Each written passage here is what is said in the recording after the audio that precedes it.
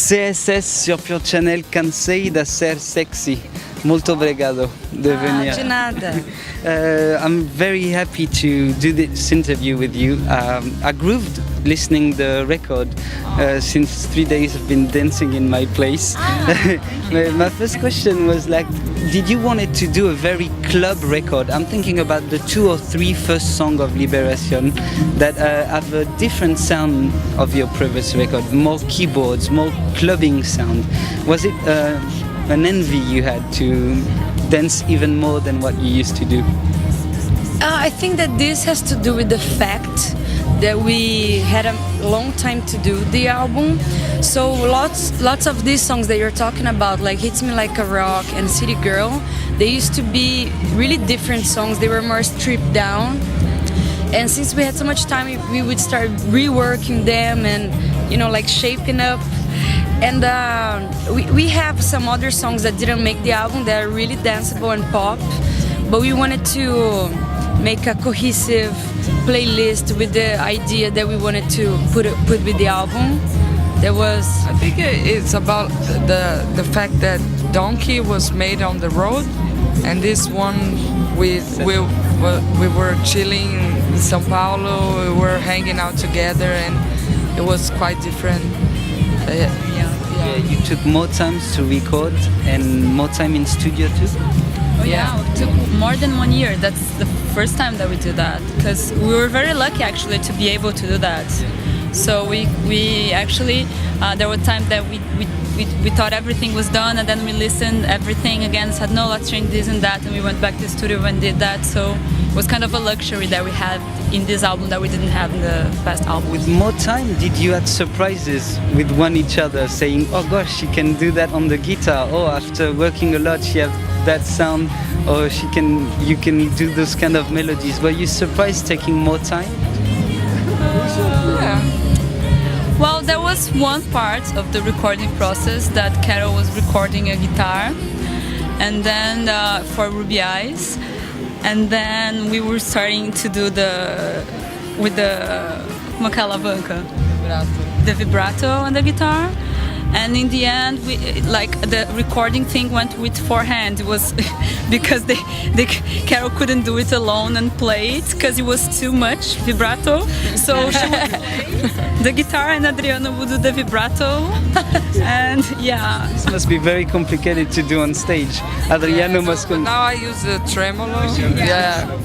Yeah, but we weren't like worried about the way we would do it on stage. So we were like very free, like experimenting a lot of stuff. The only thing that we had in mind before going to record, it was that we were not going to think about how we would do live. We just wanted to do whatever we wanted with the album, with the recordings, and then, you know, playing live would be, you know, another process.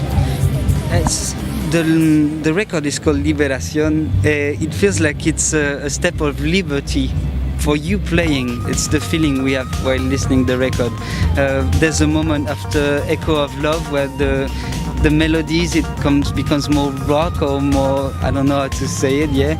And did you felt also a lot of freedom recording? That was a bit what you were saying.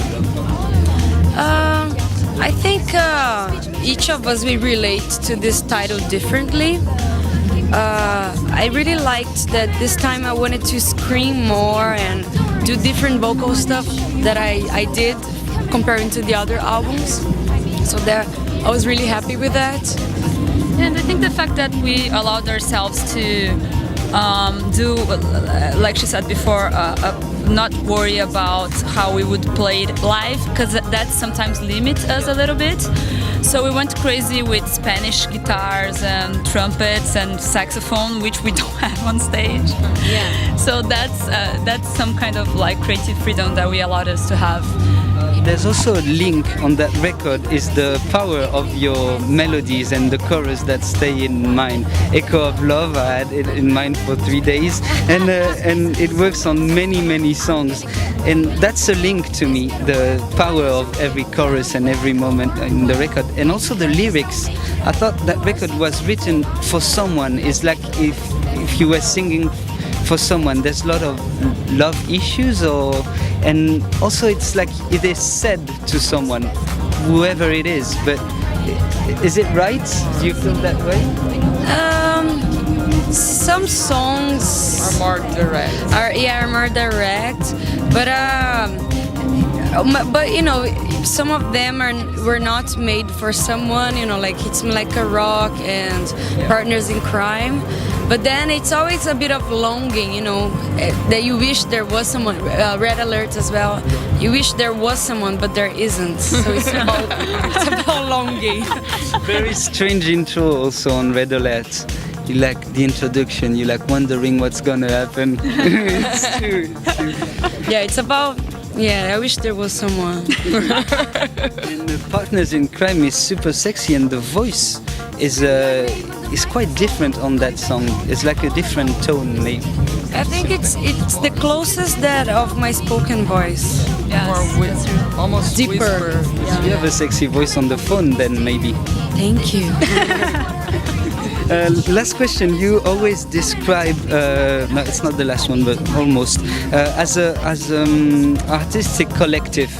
Also a band, but an artistic collective. In a lot of articles, they say you care a lot about design, fashion, videos. We can see that in your videos, but is that right? And were you working in some art disciplines other than music when you met? Yeah. Which one? I was art director of a magazine, and I studied arts in school. So you think a lot about also how it's gonna look CSS on stage and in the video clips? I don't know. At least It's for the natural part of it. I think having a band's not just about making the music. You have all the other parts. You have the cover art, the merchandise, the stage show, and everything else. And it's just something natural to do. I've never been in a band before CSS, but I used to always do stuff, you know, by hand, and it's just cool because I remember. I used to get really excited when somebody asked me to do a flyer for a party, you know, before the band. So with the band, it's amazing because everything we do gets published for lots of people to see, and I get really excited about, you know, doing the artworks and everything that's related to the band. It's just she did the cover.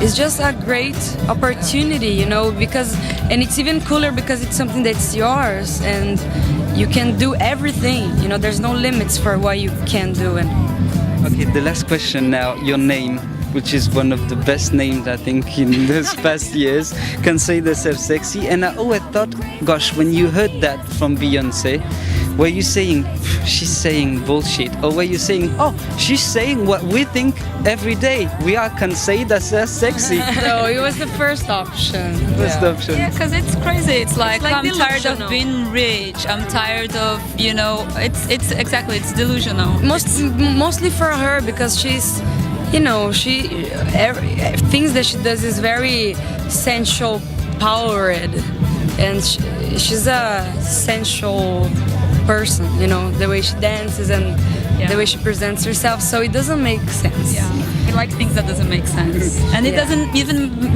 makes even no like less sense transferring that name to our band.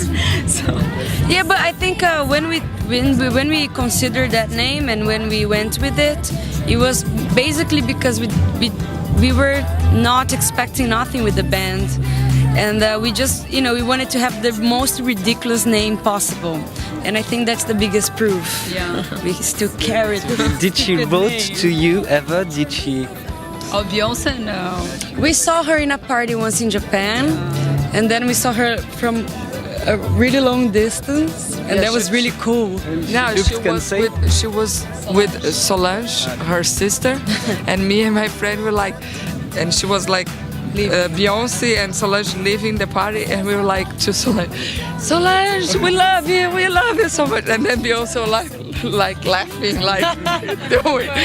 Like, of course they mean me, you know. Of course they do. Okay, well, thank you very much. Go see live if you can Cansei de Ser Sexy, and the record Liberacion is available on every legal platform. Thank you very much. It was a pleasure.